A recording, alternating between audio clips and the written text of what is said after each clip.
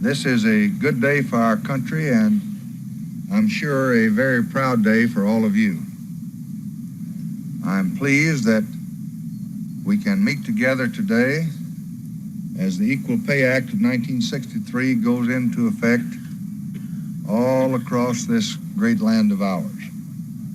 The Equal Pay Act of 1963 was a monumental piece of legislation that helped create equal rights for women in the workforce. The act established the right for all workers, regardless of gender, to receive equal pay for equal work. Women especially felt they deserved the right to receive the same pay and same opportunities as men. The act helped reinforce the responsibility of employers to ensure fair and equal practices, while also giving employees, especially women and other minorities, the power to demand their rights and hold employers accountable. Although women were finally treated fairly and respected under the legislation, women still face challenges getting equality in the workforce today. Women consistently continue to be discriminated against, and it is the responsibility of employers as well as American society to uphold the rights that women deserve. The Equal Pay Act made a difference in the lives of women and other minorities in the workforce. Unequal rights. In the early 1900s, women began to ditch the apron and go out into the workforce. The workforce was not kind. It didn't take long for them to realize what rights and equality they deserved. From early on, many tried to address the problem of women's equality in the workforce. They even created a program within the Department of Labor to address these issues. 1918, the U.S. Department of Labor created the Women in Industry Service to address women's labor issues and to bring governmental attention to the rights of female workers. Women early on also became major advocates for equality in the workforce. Women such as Winifred C. Stanley was a major advocate for equal pay while serving in Congress. From Inner Sight, it says that Stanley served 2 years in Congress from 1943 to 1945.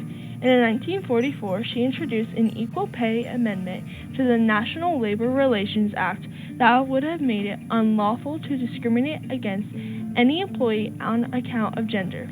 It's women like her that helps women get fair labor rights. She stated that it has often been remarked that it is a man's world. The 1938 Fair Labor Standards Act introduced new laws that help strive for equal pay. From the U.S. Department of Labor, it says the bill provided for a 40-cent an hour minimum wage, a 40-hour maximum work week, and a minimum working age of 16. Sadly, because of its radical intentions at the time, the bill was not passed. It took years of women struggling to prohibit discrimination in pay on the accounting and gender for it finally to be acknowledged. Fight for equal pay. Women were tired of the unequal practices at work.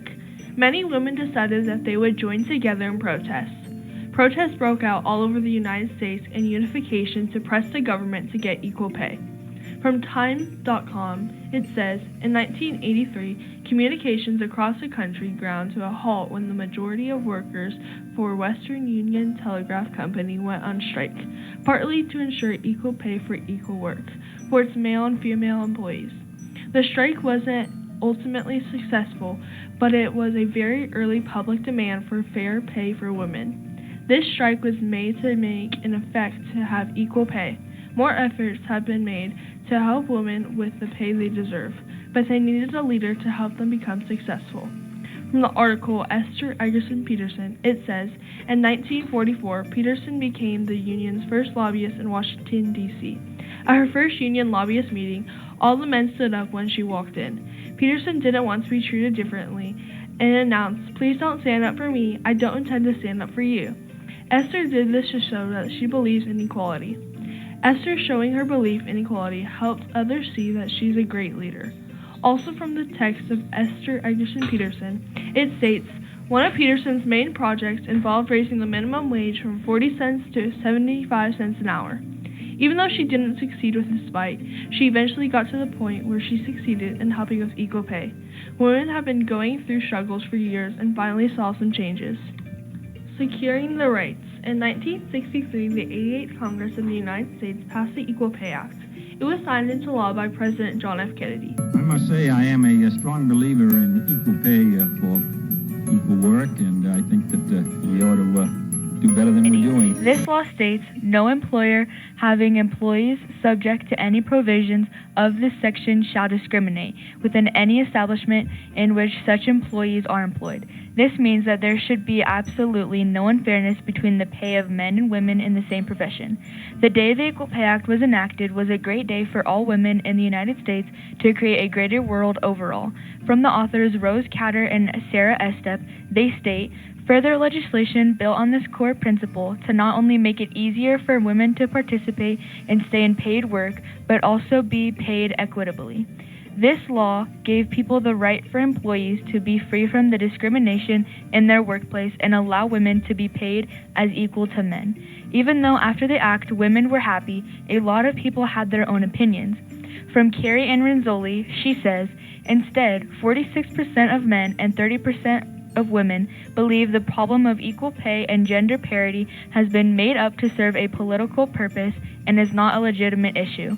According to a survey of 8,566 American adults conducted in March by SurveyMonkey, after the act, men and even women thought that it was unnecessary to have this act and that it's not a real issue. This would be expected from men, but even a percentage of women agreed with this statement. Advancement of women.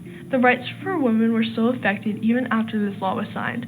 From the article, The Fight for Equal Pay 40 Years On, it says, 40 years ago, a group of women sewing machinists at the Ford Motor Company plant in Dagenham saw red.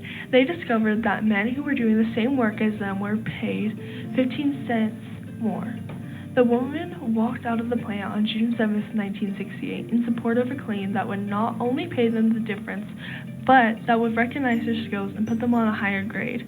These women saw the differential in pay and immediately left to show their frustration. Issues were occurring even after the act, and more laws were enacted to ensure equal pay for men and women. When new laws added, new improvements came too. The Paycheck Fairness Act would help strengthen the Equal Pay Act to ensure protection against pay discrimination. From the article, The Paycheck Fairness Act, it says, specifically, it limits an employer's defense that a pay differential is based on a factor other than gender. This makes it unlawful for any employer to pay their employee any less than a man without a valid reasoning. This new law improved working conditions for women, but the fight continues. Signing this bill today is to send a clear message that making our economy work means making sure it works for everybody, that there are no second-class citizens in our workplaces, and that it's not just unfair and illegal, it's bad for business to pay somebody less because of their gender or their age or their race. A responsibility to keep fighting. The Equal Pay Act is not done yet. In the course of about 50 years, women are still treated unequally. According to the article examining the Equal Pay Act of 1963, the fight for equal pay continues. Although women represent nearly half of the labor force, according to 2018 data reported by the National Women's Law Center, they were paid 82% of the income for men. The issue of pay has been an issue for decades and will continue on if it is not stopped. When President John F. Kennedy signed the Equal Pay Act of 1963, he declared to make pay equal for women. But here we are in 2013, and women are still making around 20 cents less per dollar than men. The Presidential Committee has noticed this issue and is working on fixing the gap. From Joe Biden, from the article statement on the 60th anniversary of the Equal Pay Act of 1963, it says, Vice President Harris and I are committed to building on the legacy of the Equal Pay Act and ensuring every worker is paid fairly and has the opportunity to participate in our economy to their fullest. This shows that the 46th President of the United States was working on to stop the growing inequality. The struggle for women has been a long occurrence going on for many years. The issue continues. The gap will resist closing, which will leave women affected for many more years to come. The passage of the Equal Pay Act of 1963 was a critical step in the fight for equality, giving the right of women to receive the same pay as men for equal work. This helped give women better job opportunities, which has helped their families to have a more substantial income to benefit their needs. This legislation recognized that fair wages were not just a privilege but a right, ensuring that discrimination based on gender had no place in the workforce. However, with rights come responsibilities. It is the responsibilities of employers as well as the U.S. government to uphold the law.